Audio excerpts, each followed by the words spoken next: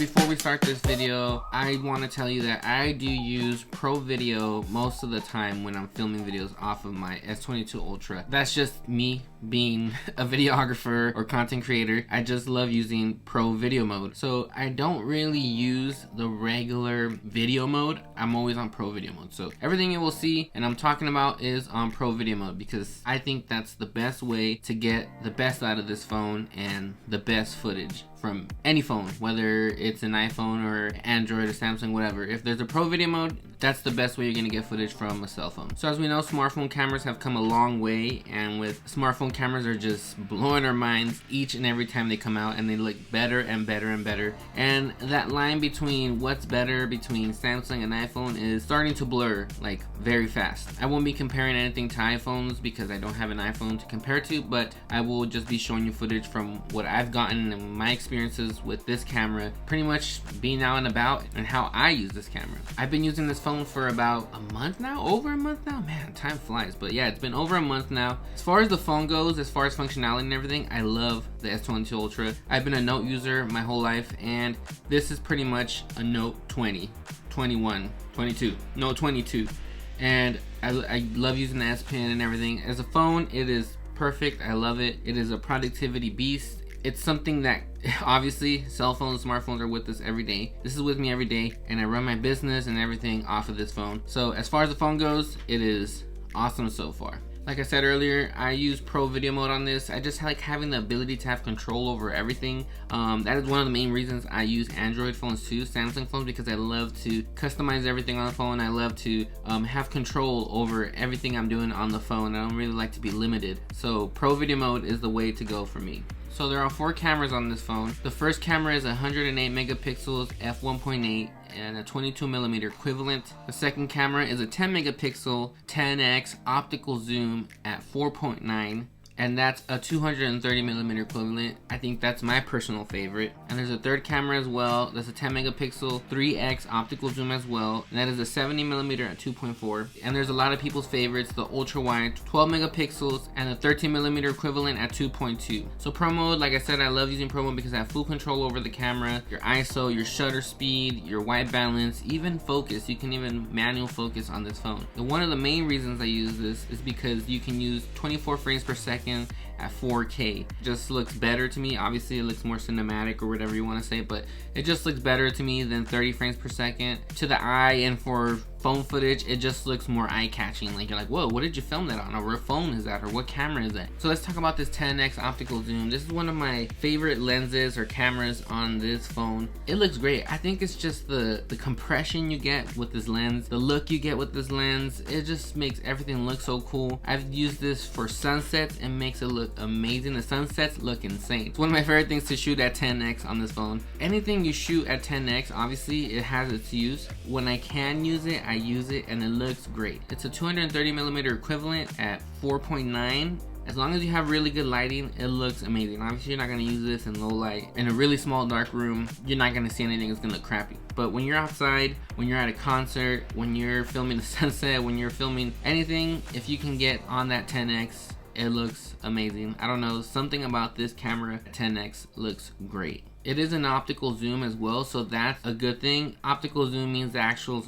lens is actually zooming in. It's not a digital zoom, so it's always gonna look better when the actual zoom is coming from the lens and not from a digital zoom. Between the standard 108 megapixel camera and the 10x, I think those are my 2 favorite. And then coming in third would probably be the ultra wide. But that 10x looks like butter. I don't know. It is amazing for a smartphone camera. If you're at a concert, you're gonna want to zoom in. That 10x, I was shooting this footage from the Maná concert. I went to go work. I was shooting at the Maná concert. If you guys know, one of the biggest bands from Mexico. I was at front of house with where all the engineers and lighting techs are at, and I went on 10x and was just filming from back there when I could, and it looks so good. You know, obviously, like I said, have full control. You gotta know a little bit about what you're doing, how to set up your camera, get good lighting, and it looks crazy. It looks amazing. Speaking of concerts, the low light looks good. In Pro Video mode, you can make it look better if you know how to set it up, and do all things. Obviously, with any camera, even expensive cameras,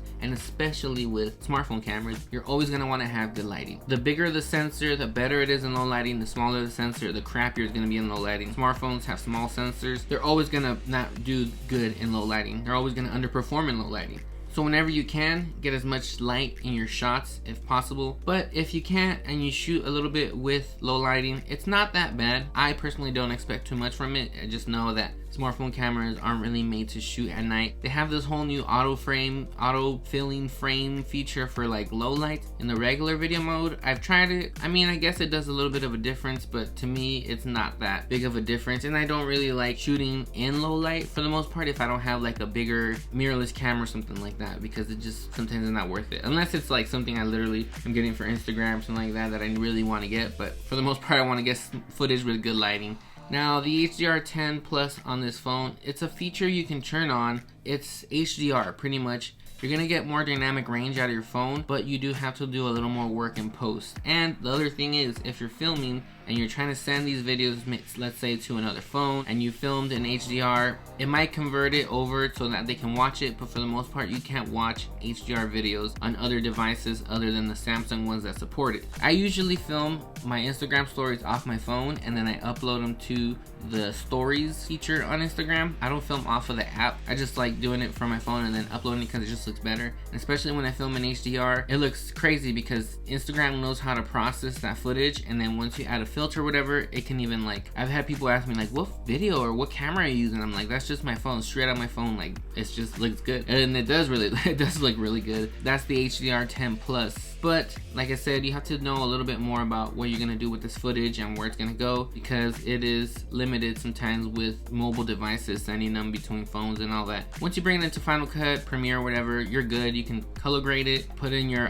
color correction, and it looks great. For being smartphone footage, you get so much dynamic range with the HDR. It's kind of worth it, to be honest, if you know how to use it. So it's crazy that you can shoot HDR and 8K in a phone nowadays. It's nuts. It is insane. Instagram, I know for sure, takes HDR footage. One of the biggest upgrades I think that came in the S22 Ultra was the selfie camera. Man, that selfie camera looks so clean. It's worth it using it. It makes you want to use it. And if you like vlog or do anything like that, it looks freaking amazing. And again, it comes down to lighting, but even in pretty low light, it looks really good. It's a 4K camera, and it looks awesome. I don't know what they did, what kind of magic they did with that little tiny lens, but they did something good, and they upgraded that selfie camera. It looks awesome. So yeah, all that footage you guys have seen in this video, it's all been shot in Pro Video mode, HDR10. I've done a little bit of color correcting and adding some contrast and things like that in post, and it looks great. Honestly, this camera is pretty awesome for being a smartphone camera. Like I said, smartphone cameras and flagship phones are getting better and better and better every single year. They are getting closer to professional looking cameras. I'm not saying they're going to replace mirrorless cameras or DSLR cameras or cinema cameras.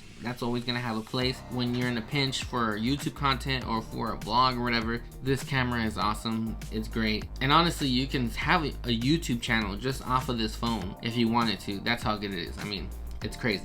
It's freaking amazing. So yeah, that's my take on the S22 Ultra for video mode. I might do something else with the camera, the actual photo modes. I haven't really had a chance to get too deep into the camera modes. I do a lot more video work myself, so I'm always filming more than taking pictures. But I probably will do something with photos soon. But for now, video for a phone, it's awesome to get shots like that from a freaking phone. And the great thing about the S22 Ultra too is that we can look forward to the updates, and they will only make the camera better and better and better every time they update it, fix bugs and things like that. I remember with the Note 20 Ultra, at first it was great. They started bringing out these patches to fix bugs in the camera, this and that, and a couple months later the camera was looking great. So if this already looks good right now, I can imagine in a couple months when they fix more of these bugs or things in the camera that they start noticing and make it look even better. So things can only get better from here. But yeah, you guys, if you're still watching, thanks for watching. Make sure to like and subscribe. Stick around for more videos, and I'll see you guys in the next one.